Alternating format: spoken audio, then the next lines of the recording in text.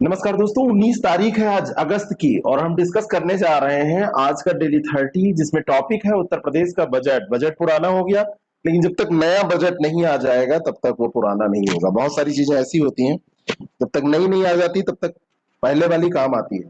ठीक है, पहला प्रश्न आपकी स्क्रीन पर है, उसका उत्तर आप दीजिएगा। लेकिन उसके पहले बताना चाहता हूं, अगर रियल में मोटिवेट होना चाहते हैं, सफलता कैसे मिलती है, सपने कैसे साकार होते हैं, ये जानना है, कम पढ़ के कैसे सफलता मिल जाती है, 2 घंटे पढ़ के अधिकारी कैसे बना जा सकता है, तो आईएएस प्रेप पर आराधना अवस्थी जी का इंटरव्यू पढ़ा है। बीओ 2020 में जो बीओ का एग्जाम हुआ था, रिजल्ट 21 में आया, उसमें वो चयनित हुई हैं।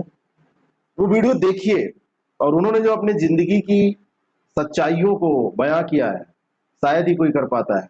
बुक लिस्ट तो बताने वाले आपको बहुत मिल जाएंगे, बेवकूफ बनाने वाले आपको बहुत मिल जाएंगे, लेकिन उनके जैसा कोई बोल पाता है? अपनी जिंदगी की सच्चाई को, सब कुछ कैसे उन्होंने बताया है, और वास्तव में उनके बताने के बाद कितना रास्ता आसान लगता है। देखिएगा जरूर, लोगों को शेयर कीजिएगा, और एक दिन ऐसा आएगा कि आप सबका इंटरव्यू मैं यहाँ पर करूंगा। उत्तर प्रदेश में मुख्यमंत्री अभ्युदय योजना का प्रारंभ किस तिथि को हुआ? ये क्वेश्चन आपसे कभी भी पूछा जा सकता है। 15 फरवरी 2021 को इसका शुभारंभ हुआ। पहले ये मंडल स्तर पर लागू की गई। 18 मंडल है उत्तर प्रदेश में, मंडलों के नाम आपको पता होने चाहिए। दूसरे चरण में इसको जिला स्तर पर शुरू किया गया, लॉकडाउन आया, ये सब पूरी योजना बहुत अच्छे से नहीं चल पाई। आईएएस, पीसीएस, मेडिकल इंजीनियरिंग सभी परीक्षाओं के लिए निःशुल्क कोचिंग की बात इसमें की गई थी। अगला प्रश्न है, उत्तर प्रदेश बजट 2021-22 के अनुसार लखनऊ में उत्तर प्रदेश जनजातीय संग्रहालय के निर्माण हेतु कितने करोड़ रुपए की व्यवस्था का प्रस्ताव है? तो जनजातीय संग्रहालय के कल निर्माण के लिए व्यवस्था की गई है, और कितने रुपए की व्यवस्था की गई ये पूछा जा रहा है। तो ये 8 करोड़ रुपए की व्यवस्था है, 80 नहीं, 08, है ना। और ये जो संग्रहालय है, ये 8 करोड़ रुपए, और शाहजहांपुर में भी इसको बनाना है, वहां पे 4 करोड़ रुपए। लखनऊ और शाहजहांपुर दो जगह ये बनेगा, तो लखनऊ भी ध्यान रखना है और शाहजहांपुर भी ध्यान रखना है। नेक्स्ट क्वेश्चन, उत्तर प्रदेश में किस वर्ष तक पशुओं को खुरपका मुंहपका रोग से मुक्त कराया जाने का लक्ष्य निर्धारित किया गया है? और ये जो प्रश्न है, ये इंपॉर्टेंट है, क्योंकि ये बजट में ऐसी बातें जब की जाती हैं तो थोड़ी सी आपको लगती है इकोनॉमी वाली बातें नहीं है, लेकिन पूछ ली जाती हैं। 2030 तक खुरपका मुंहपका जो रोग है, तो उससे इसको निजात दिलाने की बात हो रही है, और ब्रुसेलोसिस रोग से भी निजात दिलाने की एक्शन प्लान की बात की गई है। 2030 तक ये लक्ष्य रखा गया है। अच्छा, ये जो खुरपका मुंहपका है, इसके लिए जिम्मेदार क्या होता है? वायरस होता है, बैक्टीरिया होता है, कवक होता है, फंगस? बताइएगा। उत्तर प्रदेश बजट 2021-22 के अनुसार दो कथन यहाँ पे दिए हैं। प्रधानमंत्री आवास योजना के अंतर्गत वित्तीय वर्ष 2021-22 में 1 लाख आवासों के निर्माण का लक्ष्य रखा गया है, और दूसरा है कि इस योजना के लिए 7,000 करोड़ रुपए की बजट की व्यवस्था की गई है, प्रस्तावित किया गया है। दूसरा तो सही है, लेकिन इसमें जो 1 लाख है आवास, ये 1 लाख नहीं, 6 लाख आवासों के निर्माण की व्यवस्था या प्रावधान किया गया है। दूसरा सही है, पहला गलत है। ठीक है, 6 लाख और 7,000 करोड़ रुपये। उत्तर प्रदेश बजट 2021-22 के अनुसार राष्ट्रीय ग्रामीण स्वास्थ्य मिशन हेतु कितने करोड़ रुपए की व्यवस्था प्रस्तावित है?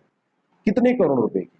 तो ये जो व्यवस्था है, ये कितनी की गई है, यही प्रश्न ही है। 5,395 करोड़ रुपए। आप सोचिए, ग्रामीण स्वास्थ्य पर, ग्रामीण स्वास्थ्य मिशन में 5,395 करोड़ रुपए, और आप जब गांव में देखेंगे स्थिति तो बहुत सही आपको नहीं दिखती है। कारण क्या है? कहीं ना कहीं इम्प्लीमेंटेशन में जब उसका क्रियान्वयन होता है तो उसमें खामियां हैं। यही खामियां सेलेक्ट होकर आपको दूर करनी है। इतना पैसा बहुत होता है। अगला जो प्रश्न है, उत्तर प्रदेश बजट 2021-22 के बारे में सत्य कथन आपको बताना है। मुख्यमंत्री प्रवासी श्रमिक उद्यमिता विकास योजना हेतु 100 करोड़ रुपए की बजट में प्रस्तावित किया गया धनराशि प्रस्तावित की गई, पहला स्टेटमेंट है। और दूसरा है कि जन आरोग्य योजना के लिए 200 करोड़ रुपए का प्रावधान किया गया। तो जन आरोग्य योजना के लिए भी 100 ही करोड़ का प्रावधान किया गया है, और ये जो प्रवासी श्रमिक उद्यमिता विकास योजना है, इसके लिए भी 100 करोड़। तो ए ऑप्शन इसका करेक्ट है, क्योंकि पहला ही केवल सही है। 100 करोड़ रुपए इसके लिए भी है, जन आरोग्य योजना के लिए भी। कभी कभी ऐसे फैक्चुअल क्वेश्चन पूछे जाते हैं, बजट से आएगा एक ही दो प्रश्न, लेकिन ऐसे फैक्ट पूछ लेता है, तो आप प्रैक्टिस करते रहिए। बड़ी बढ़िया बढ़िया बातें आराधना जी ने बताई हैं, उसको प्लीज आप देखिए। मैं जब इंटरव्यू कर रहा था, वो मेरा मन ही नहीं कर रहा था उनसे मैं कोई प्रश्न पूछूं, और आप वो देखेंगे बड़ा नेचुरली वो, है ना। एक चीज और जानिए, मैं कभी प्रायोजित इंटरव्यू नहीं करा था, आप लोग ये मत सोचिएगा। हाँ, बस मैं ये चाहता हूँ कि लोगों की जो जिंदगी की सीख रही है, कंपटीशन की जो लाइफ रही है, उसके बारे में आप थोड़ा सा जाने, तो मैं उनको कहता हूँ कि ठीक है, आप हमारे प्लेटफॉर्म से जुड़े रहे हैं, तो हमारे जो अन्य जुड़े लोग हैं, जो परिवार के लोग हैं, मैं आप लोगों को परिवार मानता हूँ, है ना? आप लोगों को मैं अपना परिवार मानता हूँ, जैसे मेरा परिवार है, ऐसे आप लोग कंप्लीट मेरे परिवार हैं। आपका जैसे छोटा सा परिवार होगा, तो ये छोटा ही सही, लेकिन हमारा ये अपना परिवार है। उत्तर प्रदेश बजट 2021-22 के अनुसार प्रदेश के किस जिले में नए स्पोर्ट्स विश्वविद्यालय की स्थापना हेतु 20 करोड़ रुपए की व्यवस्था प्रस्तावित है? कहां पर बनेगा? प्रश्न पूछा जा सकता है, स्पोर्ट यूनिवर्सिटी कहां पर बनेगी? तो ये मेरठ में, ए ऑप्शन इसका बिल्कुल करेक्ट है। कहां पे? मेरठ में नेशनल कैरियर सर्विस प्रोजेक्ट के अंतर्गत इसको बनाया जाएगा। 12 अन्य जनपदों में मॉडल कैरियर सेंटर भी स्थापित किए जाने हैं। 8.55 करोड़ रुपए की व्यवस्था युवा खेल विकास और प्रोत्साहन योजना के लिए की गई है, और 20 करोड़ रुपए दिए गए हैं ये मेरठ में स्पोर्ट्स यूनिवर्सिटी बनाने के लिए। महिलाओं एवं बच्चों में कुपोषण की समस्या से निपटने के लिए मुख्यमंत्री सक्षम सुपोषण योजना उत्तर प्रदेश में क्रियान्वित की जाएगी। किस वर्ष क्रियान्वित की जाएगी? तो 21-22 से ही इसकी शुरुआत हुई है। आगे क्या होगा वो तो अलग की बात है। 21-22 से ही इसकी शुरुआत हुई है, ध्यान रखना, कंफ्यूजन हो जाता है। और ये योजना जो होगी, राशन के साथ साथ आंगनबाड़ी केंद्रों पर 6 माह से 5 वर्ष तक चिन्हित कुपोषित बच्चों को, एनीमिया ग्रस्त बच्चों को, बालिकाओं को अतिरिक्त पोषण प्रदान किए जाने की ये योजना है। 100 करोड़ रुपए के बजट की व्यवस्था इसके लिए की गई। उत्तर प्रदेश बजट 2021-22 में मुख्यमंत्री कन्या सुमंगला योजना है कितने करोड़ रुपए? क्योंकि ये बहुत ही ज्यादा इंपॉर्टेंट योजना है, आप लोग इसके बारे में जानते भी होंगे। तो 21-22 में 1200 करोड़ रुपए इसके लिए फंड दिया गया, है ना? 1 अप्रैल 2019 से ये योजना लॉन्च हुई थी। 1 अप्रैल 2019, ये डेट भी ना भूलिएगा, है ना? ये तो 10-10 साल पुरानी योजना है, पूछ ली जाती है। 6 विभिन्न श्रेणियों में 15,000 रुपए की सहायता इसके अंतर्गत दी जाती है। 1200 करोड़ रुपए इसके लिए बजट में रखे गए हैं। उत्तर प्रदेश बजट 2021-22 के अनुसार वित्तीय वर्ष 2021-22 में कितने सोलर पंपों की स्थापना का लक्ष्य निर्धारित किया गया है? और इन सोलर पंपों की संख्या है 15,000। प्रदेश की बात हो रही है महोदय या महोदया, दोनों लोगों की मैं बात कर रहा हूं। हमारे यहाँ तो रिजल्ट लड़कियों का ज्यादा अच्छा है, इसमें मुझे नाज भी है। और लड़कियों के सामने समस्याएं हैं, लेकिन आराधना जी ने जो बताया, आज मैं बार बार इसकी बात क्यों कर रहा हूं, क्योंकि वो मुझे उनकी बातें बड़ी अच्छी लगी। सुनिएगा उसको। लड़कियों का रिजल्ट हमारे यहाँ, जो डेडिकेटेड लड़कियां हैं, तो कई बार तो मुझे लगता है 100% रिजल्ट आ जाता है। थोड़ा सा भी कोई डेडिकेट हुआ, मैं साथ रहता हूं। आप देखिए, जरूरत जहां होगी, फालतू के कामों में हो सकता है मैं थोड़ा सा लेट लतीफ करूं, लेकिन जहां जरूरत होगी वहां मैं साथ रहता हूं। तो बी ऑप्शन इसका बिल्कुल करेक्ट है। 15,000 सोलर पंप स्थापित किए जाएंगे। अगला प्रश्न है, उत्तर प्रदेश बजट 2021-22 के अनुसार मुख्यमंत्री कृषक दुर्घटना कल्याण योजना के अंतर्गत कितने करोड़ रुपए की बजट व्यवस्था प्रस्तावित है? कितने करोड़ रुपए? तो इसके अंतर्गत मुख्यमंत्री कृषक कल्याण के लिए 600 करोड़ रुपए की व्यवस्था की गई है। क्योंकि ये कृषक दुर्घटना से रिलेटेड है, तो कृषक दुर्घटना कल्याण, तो कृषकों के कारण ये प्रश्न आपसे पूछा जा सकता है ना? ये प्रश्न पूछा जा सकता है। तो यहां पर 600 करोड़ रुपए आपको याद रखना होगा। बी ऑप्शन इसका बिल्कुल करेक्ट है। ठीक है, तो ये व्यवस्था की गई है 600 करोड़ रुपए की, है ना? और अगर कोई कृषक के साथ, कोई खेती किसानी वाले व्यक्ति के साथ दुर्घटना हो जाती है, तो 600 करोड़ रुपए इसके लिए रखे गए, उनको दिया जाएगा। एक व्यक्ति को नहीं। नहरों एवं सरकारी नलकूपों से किसानों को मुफ्त पानी की सुविधा के लिए 700 करोड़ रुपए की व्यवस्था की गई। ये भी इंपॉर्टेंट। उत्तर प्रदेश बजट 2021-22 में प्रधानमंत्री किसान सम्मान निधि योजना के अंतर्गत प्रदेश में कितने किसानों को लाभ मिलेगा? ये प्रश्न मुझे थोड़ा सा इंपॉर्टेंट लगा कि संख्या कितनी है लाभार्थियों की, और ये प्रश्न कहीं ना कहीं बहुत कुछ आपके दिमाग पे भी डिपेंड करता है कि लगभग कितने किसान होंगे जो एनरोल्ड होंगे। अब 8 करोड़ जो चूज करेगा वो तो बिल्कुल गलत ही आंसर है। 2 लाख जो उसको अगर कोई चूज कर रहा है तो ये भी गलत है। अब बाकी बचा 4 करोड़ और 2 करोड़, 4 करोड़ 30 लाख और 2 करोड़ 40 लाख। ये ए और सी में कंफ्यूजन हो सकता है, तो ये ध्यान रखना, 2 करोड़ 40 लाख किसानों को ये लाभ मिलेगा। 27,123 करोड़ रुपए इसके लिए प्रधानमंत्री किसान सम्मान निधि योजना के अंतर्गत जारी किए गए हैं उत्तर प्रदेश के लिए। तो ये ध्यान रखना, ये ऑप्शन इसका बिल्कुल करेक्ट है। ठीक है, बाकी व्याख्या आपको मिल ही जाएगी, आप पढ़ लीजिएगा पीडीएफ में। उत्तर प्रदेश बजट 2021-22 के अनुसार राज्य की ऋणग्रस्तता सकल घरेलू उत्पाद का कितने प्रतिशत अनुमानित है? उत्तर प्रदेश बजट 2021-22 में ये 28.1% अनुमानित है। राज्य की ऋणग्रस्तता सकल घरेलू उत्पाद का कितने प्रतिशत है ये पूछा जा रहा है, तो 28.1% ये है। ठीक है, अगला जो प्रश्न है यहाँ पे प्रतिशत ही पूछा जाएगा, यहाँ पे अमाउंट याद करने की जरूरत नहीं है। उत्तर प्रदेश बजट 2021-22 के अनुसार राजकोषीय घाटा कितना अनुमानित है ना। अब राजकोषीय घाटा यहाँ पर पूछा जा रहा है, राजकोषीय घाटा ये पूछा जाता है, तो ये 90,729.8 करोड़ रुपए अनुमानित है। आप लोगों को यूपी पीसीएस का मतलब यूपी स्पेशल का करंट अफेयर, पीसीएस नहीं, 60 क्वेश्चन में उसको करवा चुका हूँ, 20-20 क्वेश्चन करके। आप लोग भी उसको सब लोग देख लीजिए, उसमें 2-3 और आएगा तो साल 1.5 साल का पूरा करंट कवर हो जाएगा। 20 क्वेश्चन की एक सीरीज होती है, 10-12-15 मिनट, 12-14 मिनट की होती है, आज 10 मिनट की सीरीज थी, तो 20 क्वेश्चन उसके आपके ऐसे खाना वाना बनाइए, ऐसे रख दीजिए, पढ़िए, है ना, आराम से कुछ भी कर रहे हैं चला दीजिए, लीड लगा दीजिए, पढ़ते रहिए। बचपन का प्यार मेरा भूल नहीं जाना रे, उससे तो अच्छा है ये क्वेश्चन रटे, कुछ पढ़े कुछ सीखें।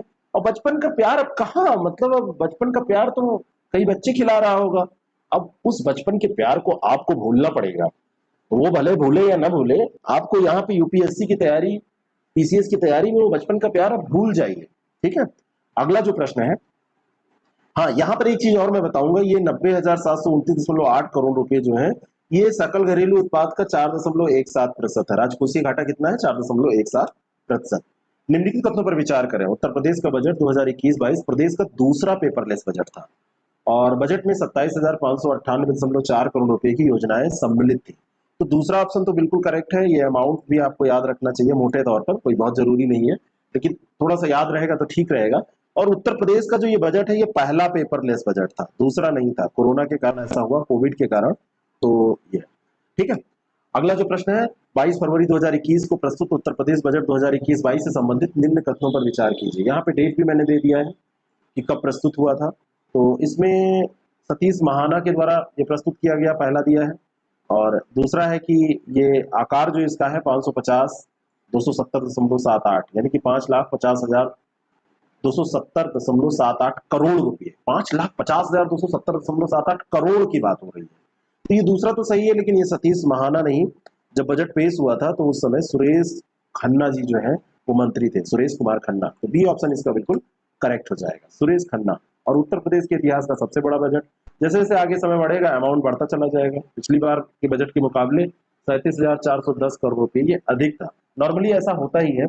अब बजट पता चले कि स्टेट गवर्नमेंट की स्थिति नहीं सही या गवर्नमेंट सेंट्रल गवर्नमेंट की तो कम हो, लेकिन ऐसा होता नहीं है, खर्चे तो महंगाई के साथ साथ बढ़ते जा रहे हैं ना। अगला जो प्रश्न है, दो स्टेटमेंट है, आयुष्मान भारत योजना के लिए 1300 करोड़ रुपए की व्यवस्था उत्तर प्रदेश बजट 2021-22 में की गई है, और दूसरा है कि प्रधानमंत्री मातृत्व वंदना योजना के लिए 320 करोड़ रुपए। दोनों के दोनों स्टेटमेंट सही है, सी ऑप्शन इसका बिल्कुल करेक्ट है। ठीक है, दोनों के दोनों ऑप्शन करेक्ट है। उत्तर प्रदेश बजट 2021 में राज्य स्मार्ट सिटी योजना के तहत निम्नलिखित में से कौन सा शहर शामिल नहीं है? इसके तहत 7 शहर शामिल किए गए, है ना। स्मार्ट सिटी योजना जो केंद्र की योजना से वंचित है उनको इसमें शामिल किया गया, प्रयागराज वगैरह तो केंद्र की योजना में है, वाराणसी भी केंद्र की योजना में, तो यहाँ पर वाराणसी तो आप इसको टिक कर देंगे। 7 का नाम भी आपको ध्यान होना चाहिए, इसमें मेरठ है, गाजियाबाद है, फिरोजाबाद है, गोरखपुर, मथुरा, वृंदावन, अयोध्या। तो यहाँ पर देखिए ये मथुरा, वृंदावन जो एक में, अयोध्या और गोरखपुर, ये 3 तो आप ऐसे ही ध्यान रख सकते हैं।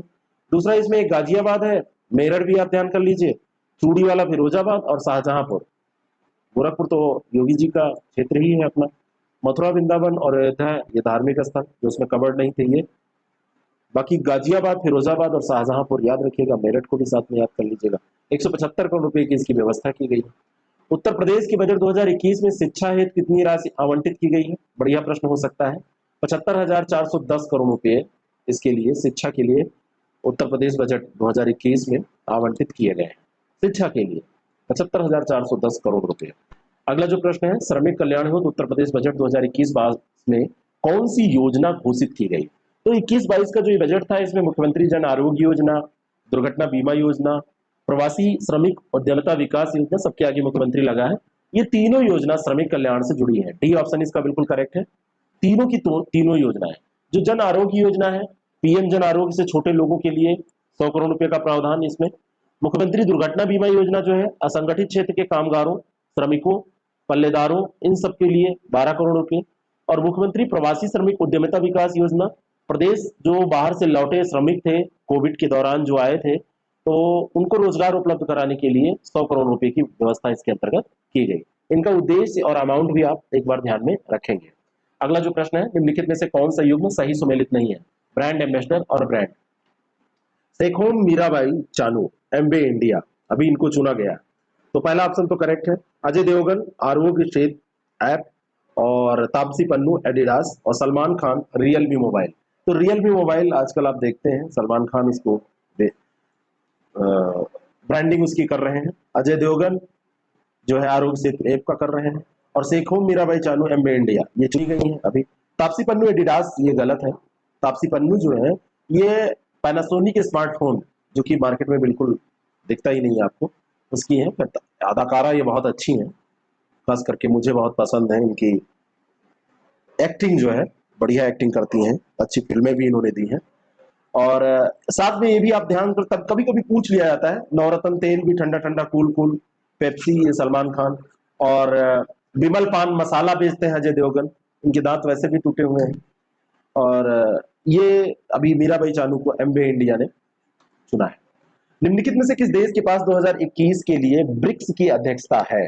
2021 में अध्यक्षता ब्रिक्स की कौन कर रहा है, कौन करेगा? तो ये राउंड में ऐसे चलती है। अभी ब्रिक्स की ये रसिया के बाद में इंडिया के पास आ गई है, भारत के पास। जैसे अक्षर है ऐसे ही इनका क्रम होता है, ठीक है। ब्रिक्स तो वाणिज्य और उद्योग मंत्री हैं पीयूष गोयल, तो उन्होंने ब्रिक्स उद्योग मंत्रियों की 5वीं बैठक की अध्यक्षता की है। और इसमें जो एनडीबी है, न्यू डेवलपमेंट बैंक के विस्तार के बारे में बात की गई है। और अध्यक्षता जो है भारत के पास इस समय है। निरंतरता, समेकन और सहमति के लिए इंट्रा ब्रिक्स सहयोग, ये इसकी थीम है, भारत ने जो चुना है।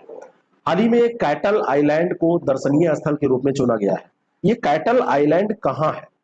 कैटल आइलैंड कोई विदेश में नहीं है, खैर इसमें विदेश के ऑप्शन भी नहीं है।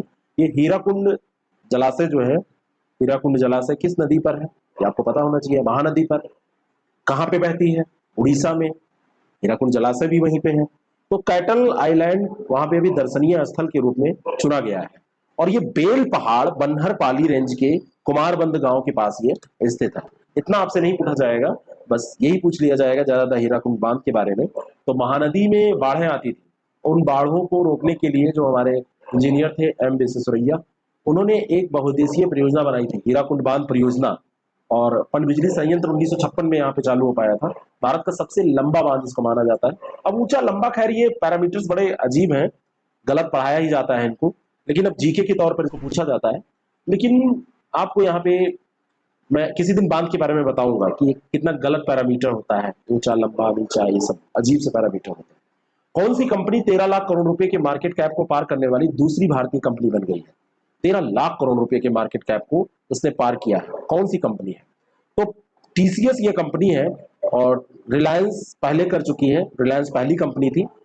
टाटा कंसल्टेंसी सर्विसेज ये दूसरी कंपनी अभी हो गई है।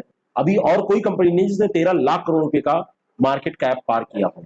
बी ऑप्शन इसका करेक्ट है। टाटा की ये सब्सिडरी है, टाटा की ये कंपनी है। आईटी सेवा, सूचना प्रौद्योगिकी के क्षेत्र में ये काम करती है, मतलब सूचना प्रौद्योगिकी और इन क्षेत्र में जितने भी परामर्श और सेवाओं की बात है, ये इनका मुख्यालय इनका मुंबई में है। और चेन्नई में इनका सबसे बड़ा कॉम्प्लेक्स स्थित है। कॉम्प्लेक्स कभी पूछा जाए तो ये चेन्नई में है, हेडक्वार्टर इनका मुंबई में है। और देखा जाए तो दुनिया भर में सबसे बड़ी आईटी सेवा कंपनी में से एक है। फरवरी 2021 तक बाजार पूंजीकरण के द्वारा इसको देखा जाए तो इस लेवल पे ये पहुंच गई थी। टाटा समूह की ये कंपनी है। आप देखते हैं बहुत सारे आपके पेपर्स भी आयोजित कराती है, बीएड वगैरह का पेपर, बहुत बार आपके जो एग्जाम्स होते हैं, रेलवे वगैरह, इन सब का पेपर ये कराया करती है। फोर्ब्स वर्ल्ड की मोस्ट इनोवेटिव कंपनियों की रैंकिंग में 2015 में टीसीएस को 64वें स्थान पर रखा गया था। 2015 की ये बात। अगला जो प्रश्न है, निम्नलिखित में से किसके द्वारा दायर एक रिट याचिका के बाद सुप्रीम कोर्ट ने महिलाओं को एनडीए परीक्षा में शामिल होने की अनुमति दे दी? अभी तक एनडीए परीक्षा में महिलाएं शामिल नहीं हो सकती थी, तो एक रिट डाली गई थी कुश कालरा के द्वारा। बी ऑप्शन इसका बिल्कुल करेक्ट है। तो कुश कालरा की जो रिट थी, तो उसमें फैसला अभी सर्वोच्च न्यायालय ने सुनाया है। और उसमें याचिका दायर की गई थी कि एनडीए की प्रवेश परीक्षा में बैठने की अनुमति दी जाए, यही इसका मामला ही था। उल्लेख किया गया कि अनुच्छेद 14, 15, 16 और 19 इसका उल्लंघन हो रहा है। अवसर की समानता कहां? पात्र महिला जो उम्मीदवार हैं वो एनडीए में शामिल हो सकती है, तो ये अब मान लिया गया है। अगला जो प्रश्न है, हाल ही में national defence academy, full form यही तो होता है, हाल ही में अमेरिका और ब्रिटेन ने किस देश के संबंध में एक वर्चुअल G7 बैठक आयोजित करने पर सहमति व्यक्त की? किसने किया है? अमेरिका और ब्रिटेन ने।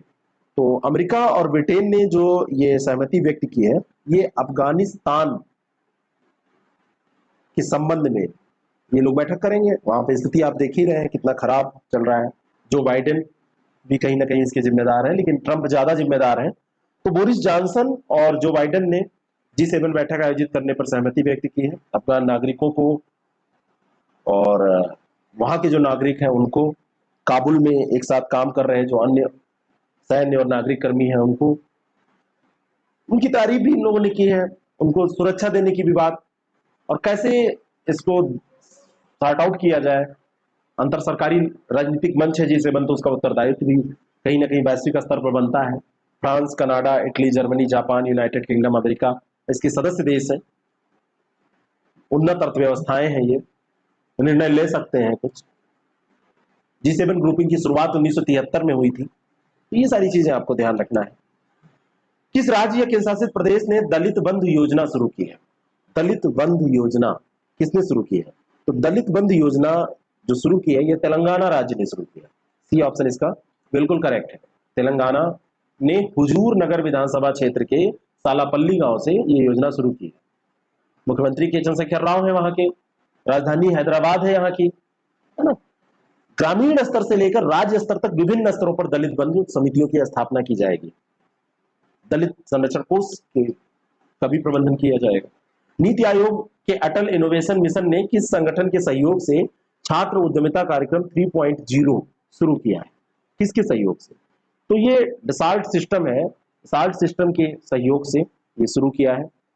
ला फेडरेशन डसाल्ट सिस्टम जो भारत में है, उसके सहयोग से अटल इनोवेशन मिशन, अटल इनोवेशन मिशन एम इसका शॉर्ट फॉर्म होता है। तो अटल टिकरिंग लैब ATL जो है कि युवा नव प्रवर्तक जो इनोवेटर्स हैं उनके लिए SEP 3.0 छात्र उद्यमिता कार्यक्रम 3.0 की शुरुआत की गई है। थीम है made in 3D seed the future entrepreneurs programme, ठीक है, इस पर आधारित है ये। ला मेन आला पाटे फाउंडेशन और ला फाउंडेशन डसाल्ट सिस्टम यूरोप द्वारा फ्रांस में रोल आउट किया गया था, है ना। इसको, ये जो थीम है made in 3D seed the future entrepreneurs programme, इसको रोल आउट किया गया था। तो इस कार्यक्रम के हिस्से के रूप में प्रत्येक स्कूल से 6 छात्र और 1 शिक्षक की टीम चुनी जाएगी। 3D प्रिंटिंग का उपयोग करके अपना स्वयं का स्टार्टअप डिजाइन और प्रोटोटाइप बनाने, मार्केटिंग अभियान तैयार करने, उत्पाद मूल्य निर्धारण को परिभाषित करने, इन सब पर ये लोग, उस पर फंडिंग, इन सब चीजों पर ये लोग काम करेंगे। अगला जो प्रश्न है, हाल ही में चर्चित पुस्तक, ये 2 बार पुस्तक लिख गया है, माफ कीजिएगा, the dream of revolution, a biography of Jayaprakash Narayan, यहाँ पे क्लोज होना चाहिए, और ये पुस्तक किसके द्वारा लिखी गई है? तो ये पुस्तक विमल प्रसाद और सुजाता प्रसाद, इनके द्वारा लिखी गई है। बी ऑप्शन इसका बिल्कुल करेक्ट है। जयप्रकाश नारायण जी की जीवनी की बात इसमें, मतलब ये जीवनी पर आधारित ये पुस्तक है। और द ड्रीम ऑफ रिवोल्यूशन, ये बायोग्राफी ऑफ जयप्रकाश नारायण। उनके जीवन के बारे में आपको जानना होगा तो पढ़िएगा इसको। भावनात्मक भूख, शक्ति और इंक्यूबेटिंग क्रांतिकारी विचारों के लिए ये जाने जाते थे। इतिहासकार विमल प्रसाद और लेखक सुजाता प्रसाद द्वारा ये पुस्तक है। और बैरिकेड्स पर रहने वाले जीवन की अस्पष्टताओं और विडंबनाओं और समानता और स्वतंत्रता पर आधारित समाज में एक व्यक्ति की निरंतर खोज, ये सब इसके मुद्दे हैं। खैर ये फालतू चीजें यहाँ लिख गई हैं, मैं नहीं चाहता कि यहाँ है। इतना थीम आपसे नहीं पूछा जाता है ना, तो काम की बात हमको करनी चाहिए। जहां पे क्रिटिसाइज करना होगा मैं खुद को भी कर लेता हूँ, और जिस दिन आपने खुद को क्रिटिसाइज करने की बात स्वीकार कर ली या सीख ली, आपको कोई फेल नहीं कर सकता, क्योंकि आप अपनी कमियां खुद दूर करते रहेंगे। शासन प्रणाली में अधिक पारदर्शिता और जवाबदेही लाने के लिए हाल ही में किस मोबाइल एप्लीकेशन का अनावरण किया गया है? कौन सा मोबाइल एप्लीकेशन है जिसका अनावरण किया गया है? और ये मोबाइल एप्लीकेशन है प्रूफ। शासन प्रणाली में ये पारदर्शिता लाएगा, जवाबदेही लाएगा, आपके इथिक्स का सिलेबस है, जम्मू कश्मीर के उपराज्यपाल हैं मनोज सिन्हा, उन्होंने प्रूफ नामक मोबाइल एप्लीकेशन लॉन्च किया है। प्रूफ का मतलब है ऑन साइट सुविधा का photographic record of on site facility. ठीक है। उद्देश्य क्या है? केंद्र शासित प्रदेश जो है जम्मू कश्मीर, उसके जो विभिन्न विभाग हैं, उनकी जो परियोजनाएं हैं, उनकी जो कार्य प्रगति है, उसके बारे में जानकारी मिल जाए, इसका लेखा जोखा आसानी से मिल जाए। बाकी आप समझ सकते हैं कि इसमें कैसे, भाई इसमें लॉन्गिट्यूड और लैटिट्यूड के माध्यम से देखा जाएगा कहाँ पे काम हो रहा है, क्या है, उसका पूरा इमेज लिया जाएगा। तो मनरेगा की मॉनिटरिंग की जाती है, लेकिन तब भी लूप होल है, उसमें प्रधान जी कमा लेते हैं। तो ये कैसा लगा जरूर बताएं, इसको थोड़ा सा शेयर करें और फॉलो करते रहेंगे डेली 30। अगर 2-3 महीने और फॉलो हो गया तो कोई एग्जाम आपका नहीं रुकेगा। एक दिन में एक टॉपिक के लगभग इंपॉर्टेंट प्रश्न, बड़े टॉपिक को छोड़ के, डेली का करंट अफेयर, जिस दिन 150 टॉपिक पूरे हो जाएंगे तो हर एक ना एक टॉपिक से एक एक प्रश्न आपको मिल जाएंगे, हम लोग पेपर आउट कर लेंगे, इतनी क्षमता है। Thank you so much.